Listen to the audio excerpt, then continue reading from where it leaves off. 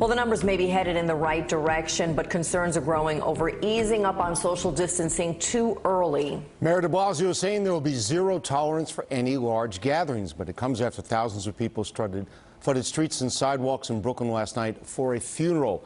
The NYPD called in to break up those in mourning. Now the mayor, though, is coming under fire for some of the comments he made. New York's Catherine Craig is live in Williamsburg with more on that. Kat.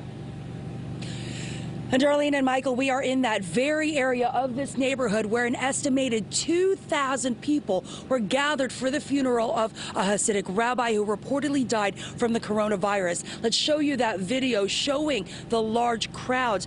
We know that this is in the area of Williamsburg over by Penn Road. The gathering sparked outrage from Mayor de Blasio, who said this violated social distancing guidelines, and most of those gathered failed to wear masks. The mayor, being upset, then caused Hasidic groups and leaders to be equally as angry, saying the mayor singled out a specific ethnic community and they were threatened with arrests and summonses during a time of grief. The mayor traveled to the neighborhood to personally oversee the dispersal of the crowd. He sent out several tweets later on. One of them said something absolutely unacceptable happened in Williamsburg, a large funeral gathering in the middle of this pandemic. In that tweet, he also said, "When I heard, I went there myself to ensure the crowd was dispersed, and what I saw will not be tolerated so long as we're fighting the coronavirus." A spokesman, however, for the Hasidic community told us this. He knew about what was going to happen. 5 precincts were involved. 7 streets were closed with barricades.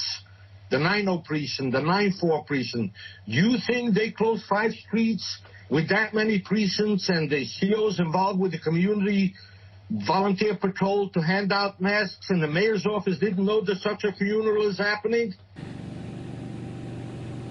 Now let's take a look at this, because the Orthodox Jewish Public Affairs Council made a point to say the mayor had nothing to say about the crowds of people who gathered, some of them closely, to watch the military flyover yesterday afternoon. For example, in Carl Schurz Park on the Upper East Side, we saw crowds gathered and some people not wearing masks. And now, Darlene and Michael, what happened here on Bedford Avenue in Williamsburg? The NYPD tells us no one was arrested and no one received any summonses. Reporting live, Catherine Craig, Today in New York. We'll send it back to you.